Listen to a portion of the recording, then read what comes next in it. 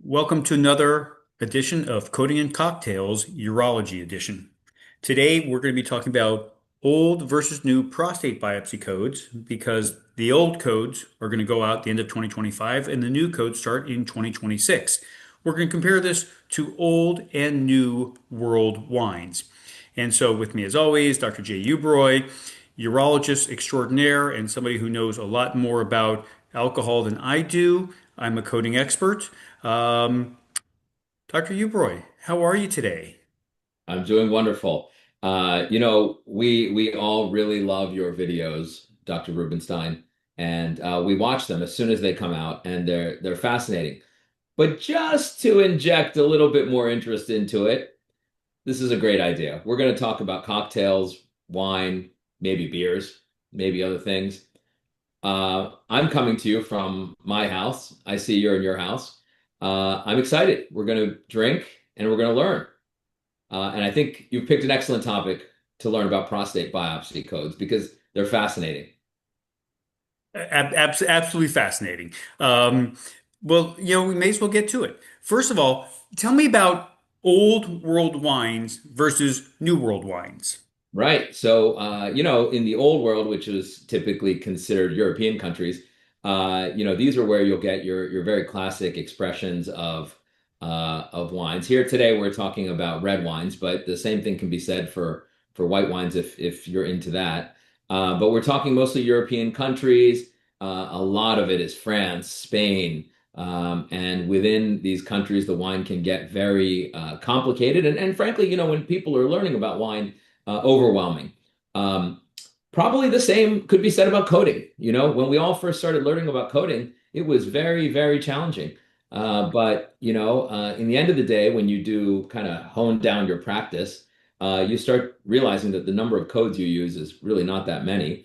And I don't know, that may be the way you are with wine also. You may hone down your wine selection. And personally, I do like old world wines, and I do like French and Spanish wines probably the most. Um, so what we chose today was we were going to focus on a type of wine that can be seen in the old world and now can be seen in the new world.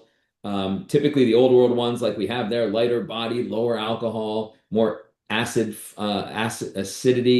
and not as fruity or kind of new as far as their freshness. And then you chose one of your favorite New World wines. So tell us Yeah. about that. Well, so new, obviously, new world. Again, we talked about old codes, new codes. So, listen, we hope that they're either upgrades or at least as good as the originals. I chose wines from the state of Washington. I know that we can consider new world wines to be anywhere, America, Australia, South America, China, and South Africa. Again, those weren't the traditional where the grapes I think originally came from, but it's sort of been the new wine growing regions. And because the idea is somewhat younger growing areas. Sometimes the wines themselves historically have been a little fuller bodied, maybe a little higher alcohol, a little lower acidity, and a little more pronounced fruit and less minerality. Although, I think anyone who really knows this stuff probably could debate the difference between old world and new world wines, but we needed a topic for tonight, and this seemed very reasonable considering we're going through new biopsy codes. Jay, See, why the don't you tell problem us? the problem with debating is there's less drinking. When you debate things, you don't get to what you really want to do. So Yeah. here's what I'll tell you. This wine that I have, it's a French wine. It's there. Here's the bottle. I'm going to pour myself some. You're going to pour yourself some of your wine. We can talk about the differences. But, I think, just like what we do on a day-to-day basis, you just have to have a small amount of understanding of something so you can convince your patients you actually know something. And it's very similar with wine. Roll in with your friends, you know a little bit about the wine, they think you're smart, and then you get to the drinking. So that's how I feel. And I'm going to tell you how I think we as urologists should learn about red wines. But anyway, while you're telling them, I've got a Saint Emilion. This is a red Bordeaux. It's Merlot predominant. What that means is that it's called a right bank Merlot, and it doesn't have relative to where it comes from, it is a little bit more on the, I'd say, fruitier side than a big Cabernet Sauvignon blend. So this is dominated with Merlot. It's very approachable, but still a very nice wine. This one I picked up down the street at a place called the Wine Merchant in Lutherville, and it's about $45 a bottle. So I'm going to pour myself some of that. Why don't you tell us about your Well, bottle? the wine I chose, I'm partial to the state of Washington. I was actually in Seattle visiting family and went out to a local pizza restaurant where they served me this bottle of wine, and it's by I guess it's pronounced Delisle, maybe Delisle Cellars. This is a red blend. It's their D2, the one that I actually chose with their 30th anniversary vintage. Again, very similar in terms of the grapes that are being used. I would imagine that the folks in the state of Washington think that they are the Bordeaux of the West Coast. I think maybe they would say that, maybe they wouldn't. Maybe I'm making that up. But the profile in terms of the grape choice and the blend is somewhat similar. Uh, what I read about this wine is that they take their grapes from a number of different areas around the Columbia Valley, and then they blend that all together. So again, similar, you had 77% Merlot. This is 58% Washington State Merlot.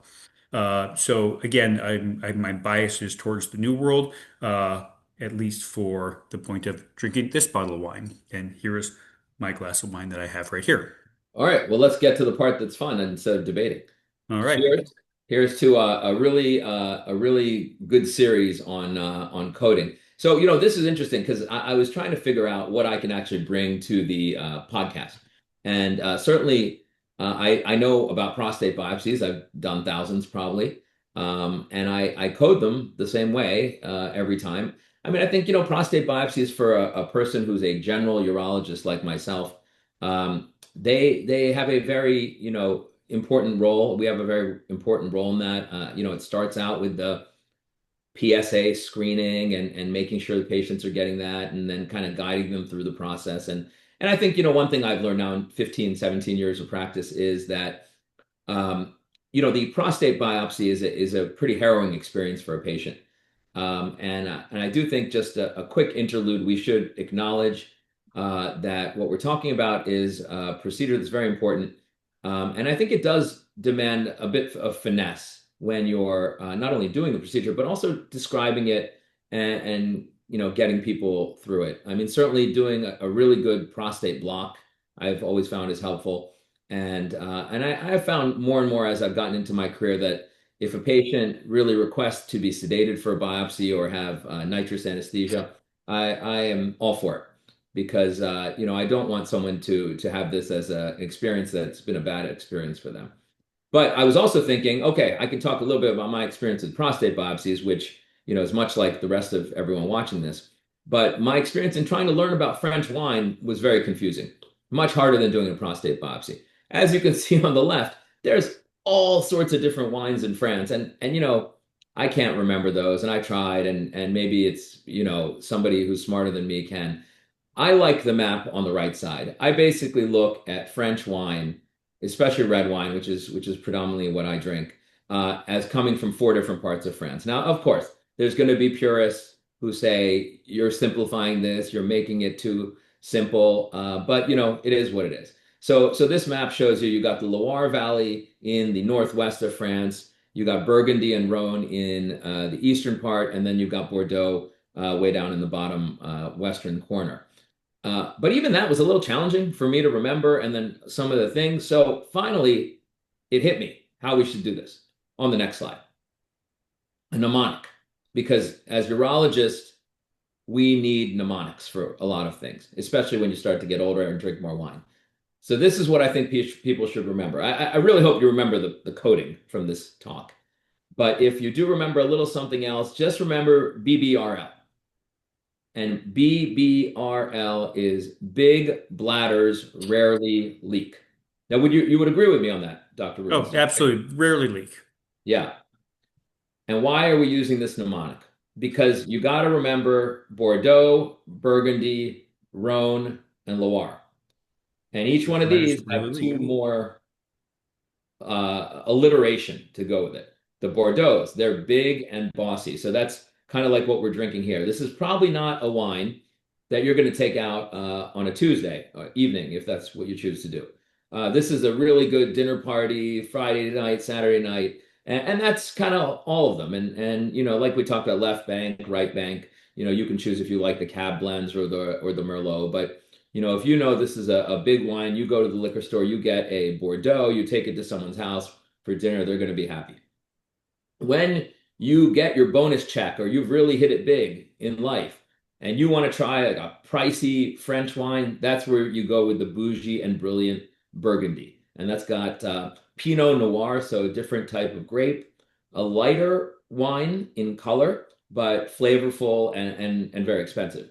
And then the Rhone, those are going to be your reliable ones. Those are very rewarding. You will get your money's worth with those. There is the Northern Rhone and the Southern Rhone and Côte de Rhone, and then something which is actually my favorite one called Chateauneuf de Pape, which is from the Rhone. Also, maybe we'll do some other podcasts down the road. And then the Loire, which was on that other map, light and lunchable. That's your Tuesday afternoon wine, or the evening. And so that's all you need to know about French wine. That's it. We've learned it. It's amazing, easy to remember, even as a urologist. Let's talk a little more about, again, your Chateau Fleur Cardinal. Again, not being a native French speaker, Yeah, I'm no, I sure mean I'm mispronouncing it. it's full bodied. You can't see through it. I mean, it's got some alcohol to it, but it's not overpowering. And yeah, I would say the most are the dark fruit and the oak. And I think the dark fruit comes from the Merlot portion, and the oak and the structure, I think, in my opinion, comes from the cab that it's got in it. So to me, it's a beautiful French wine. Yeah. How do you think your wine is Well, compared to that? again, Delisle Cellars, again, Washington State, again, I think has a lot of the very similar grapes. This one, according to its website, has aromas of blackberry, cassis, green peppercorn, flavors of red currant, Bing cherries, and toasty oak, because it is been aged for 18 months in 100% French oak. 55% of it is new, and this can be drank or consumed upon release, or even can be laid down for probably even up to over 15 years to let some of these flavors develop over time. So that's been my choice as my new wine. But why we're here? We're talking about the old biopsy codes and the new biopsy codes, just like the old world wines and the new world wines. And so throughout all the time that you've been practicing urology, these are the codes we've been using. CPT code 55700. Again, that's current procedure terminology. Code 55700, which is prostate biopsy any technique. That's for the biopsy itself. Then we will also talk about doing our ultrasound, which will be an examination, a diagnostic ultrasound, looking for concerning areas, using that ultrasound also to aim towards the areas that we want to biopsy in the prostate gland. There are a few other codes that also exist. There's an open biopsy code, and there's what's called a saturation biopsy code. And again, those are for very unique procedures, but 99 plus percent of the time we're using 55700 along with these imaging codes. So the problem with codes is that sometimes things develop over time. And as we know, over these especially the last 10 years, we found a lot of good use of MRIs, diagnostic MRIs. MRI fusion biopsy to make a biopsy potentially a little bit more specific, a little more sensitive. There are radiologists who will biopsy a prostate on the MRI machine. And a lot of people would be using a perineal approach versus a rectal approach. And the issue is that all of these are not perfectly valued, nor are they specifically described. So for all these reasons, we needed a new set of biopsy codes. So in 2026, CPT code 55700 is going to be deleted and replaced with 9 new codes that are going to be specific based upon the approach, whether perineal or transrectal approach, whether it's done in gantry on an MRI machine or a CT scanner, whether it's done by ultrasound alone, whether it's done by ultrasound with the use of MRI fusion technology. And MRI fusion technology is on a separate workstation. And again, or using the CT or MRI. And the one thing is that we've been used to either reporting two or three codes for the biopsy itself and then the imaging, but all these new codes, as they've been created, include the imaging with it. So we'll now only be using one code when we do a biopsy. We'll be able to choose the code based upon the specific type of biopsy we're doing because we know different situations require different types of prostate biopsies, so it can be very specific. 55700 is still going to exist, but now it's going to be used for non-imaging guidance. We sometimes will use our finger to guide a prostate biopsy. And the 55706 will remain as the saturation biopsy, again, with probably a little more information about how to appropriately use that code, because I think it may have been slightly misused over the last number of years when people started using a perineal approach, but not understanding the nuances and the specificity that needs to go into 55706. And so But here's just the what you code. were saying is, I'm Yeah. going to do my prostate biopsy and I'm going to be able to report one code. One That's code, no matter what you do, because it'll include all imaging and imaging guidance. okay. And so I'm going to go through the codes really quickly, then I have a summary slide so you can know which code to use and when. So as we said before, we'll stop using 55700 after January 1st, 2026. The important point is if you try to report it, it'll be rejected by insurers because that code will no longer exist. 55705 again will now be described as a non-imaging guided biopsy. 55706 again this saturation biopsy. And that is when the entire prostate is completely mapped out in 5 millimeter increments all the way around the entire gland. There are some people who want to say, "Oh, do a lot of biopsies." Well, that doesn't mean you're doing specifically a saturation biopsy. Saturation biopsy means use every 5 millimeters through the entire gland, not just because we're doing a lot of biopsies. So then here's the new codes. 55707 will be our just typical straightforward transrectal ultrasound guided biopsy. So what we do most commonly is just a transrectal ultrasound guided. And so this would include anything that we do. Our sextant biopsies, and we use the sextant definition is what we typically do. It's typically 12 biopsies, six total areas and two biopsies from each area. But then again, if we also find other areas that need to be biopsied, the anterior transitional zone, a seminal vesicle, we find a hypoechoic lesion that needs extra biopsies, those are all included. So whether we do 12 biopsies or 18 biopsies, if it's all done through ultrasound guidance transrectal route, we'll use 55707. 55708 includes both that regular set of biopsies, but in addition includes MRI fusion guidance.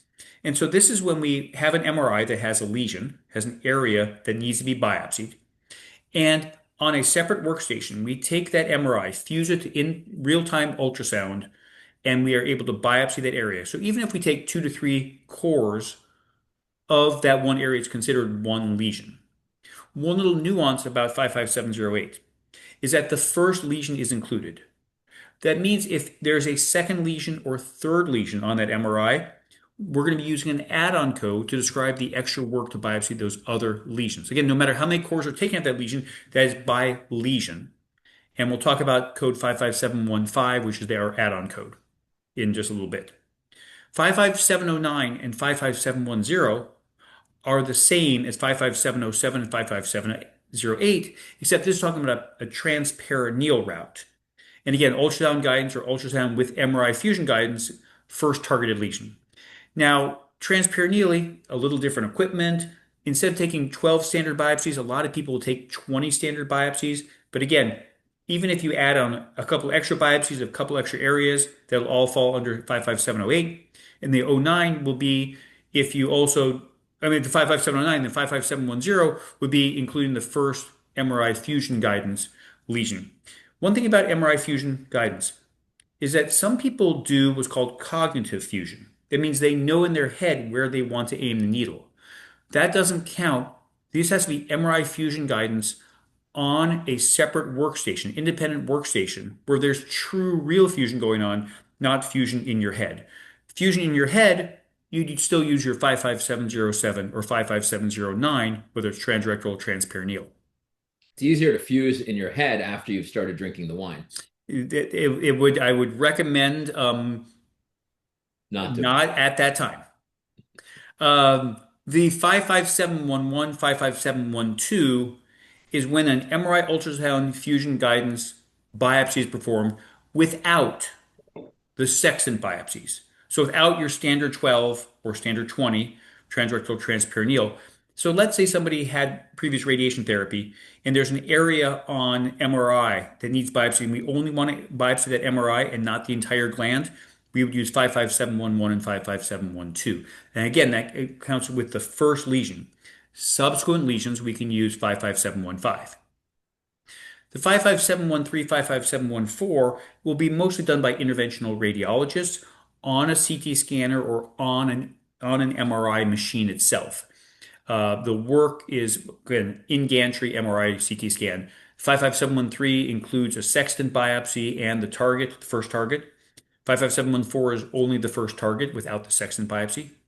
And 55715 is additional biopsies done by MRI fusion or by in gantry MRI after the first lesion. Again, this is on the independent workstation, not cognitive biopsies, but rather on the independent workstation.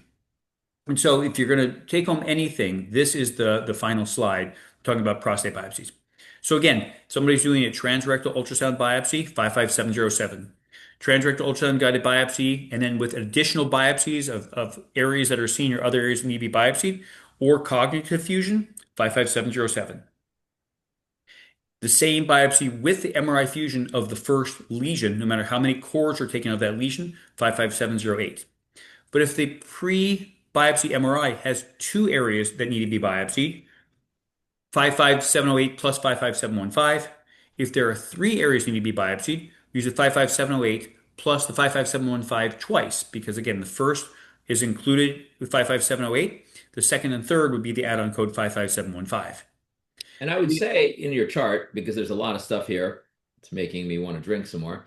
That's kind of where we are, right? I mean, those are the five codes I'd say for like our practice, what 95% of us will be using, Yeah. right? Because you're either doing it with or without the MRI. If it's with the MRI, it's a different code, and if it's MRI plus a couple lesions, then you add in the 15 code, the 55715, Yep.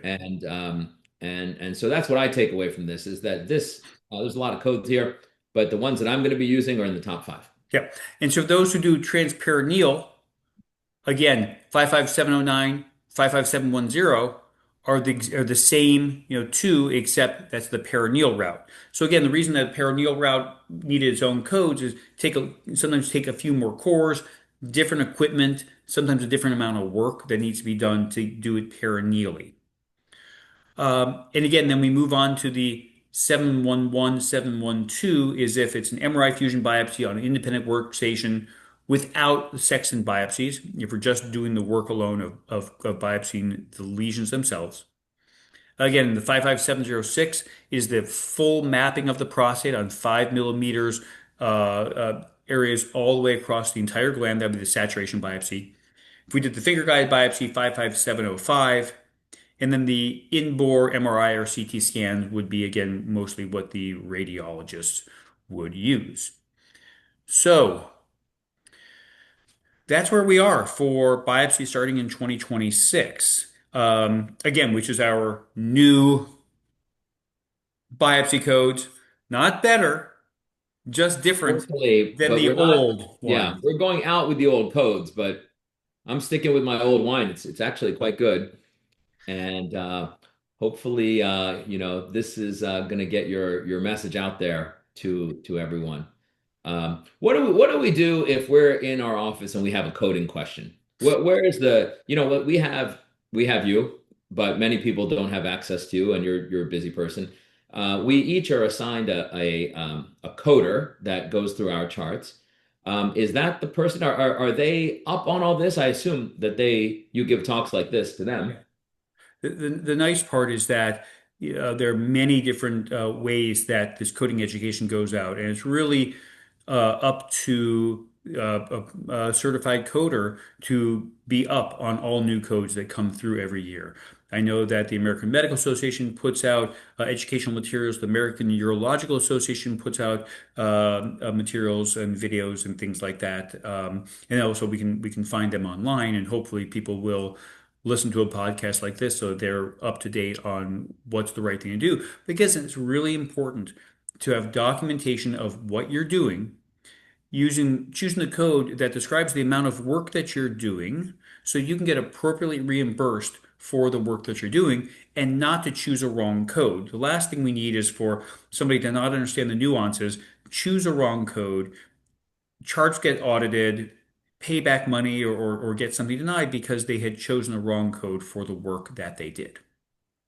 Okay. Well, I think we've learned it. Oh, and Well, and of listen, course, big bladders rarely leak. big bladders rarely leak.